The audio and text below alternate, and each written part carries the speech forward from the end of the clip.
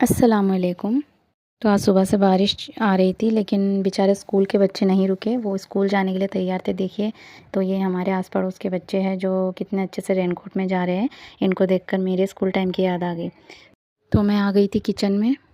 तो रात के जो चावल पड़े थे, तो मैंने वो स्लो गैस के ऊपर गरम करने के लिए रख दिया। और फिर सिंक में बहुत सारे बर्तन पड़े थे। वैसे तो ये नाश्ते के ही है, बच्चों ने जो चाय वगैरह पी, नाश्ते वगैरह के जो टिफ़िन बनाते हैं तो निकलते हैं। बाकी रात के बर्तन तो मैं रात में ही धो लेती हूँ। कभी ऐसा होता नहीं कि रात के बर्तन मैं सुबह तक रहने देती हूँ। ये सिर्फ नाश्ते के बर्तन थे। तो मैंने सोची चलो अभी बर्तन सबसे पहले मैं बर्तन ही धो लेती हूँ। तो बर्तन धोते-धोते आपके साथ मैं कुछ बातें शेयर करना चाहती हूँ। एक हदीस में आता है कि अल्लाह के नबी सल्लल्लाहु अलैहि वसल्लम से पूछा गया कि सबसे बड़ा गुनाह जो कबीरा गुनाह है वो क्या है।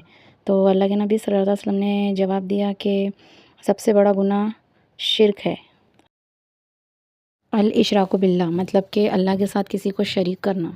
तो ये सबसे बड़ा कबीरा गुनाह है। फिर आप सल्लल्लाहु अलैहि वसल्लम से पूछा गया कि या रसूलल्लाह, इसके बाद सबसे बड़ा गुनाह कौन सा है। तो अल्लाह के नबी हुज़ूर सल्लल्लाहु अलैहि वसल्लम ने जवाब दिया कि इसके बाद सबसे बड़ा गुनाह है मायूसी। मायूसी का मतलब है हम अल्लाह पर भरोसा नहीं रख रहे, यानी कि हम अल्लाह की कुदरत पर उंगली उठा रहे हैं। तो इसीलिए मायूस नहीं होना, चाहे कैसे भी हालात हो, चाहे कैसे भी सिचुएशंस हो, हमें बिल्कुल अल्लाह से अच्छी उम्मीद रखना है। तो बस आज के लिए यही हदीस था और यही बात थी जो मैं आपसे शेयर करना चाहती थी। तो देखिए, आप भी चाहे कुछ भी हो जाए, कोई सिचुएशन हो कैसी ही हो, लेकिन मायूस नहीं होना। एक मुसलमान सब कुछ हो सकता है, लेकिन मायूस कभी नहीं हो सकता। अगर मेरी वीडियो आपको पसंद आती है तो आप प्लीज़ लाइक, सब्सक्राइब और शेयर करना ना भूलें। वैसे ना अल्लाह से खैर की उम्मीद रखेंगे तो फिर खैर ही होंगी, अच्छा ही होगा। तो हमेशा अच्छी उम्मीद रखें अल्लाह से। वैसे भी अल्लाह जो करता है बेहतरी के लिए करता है।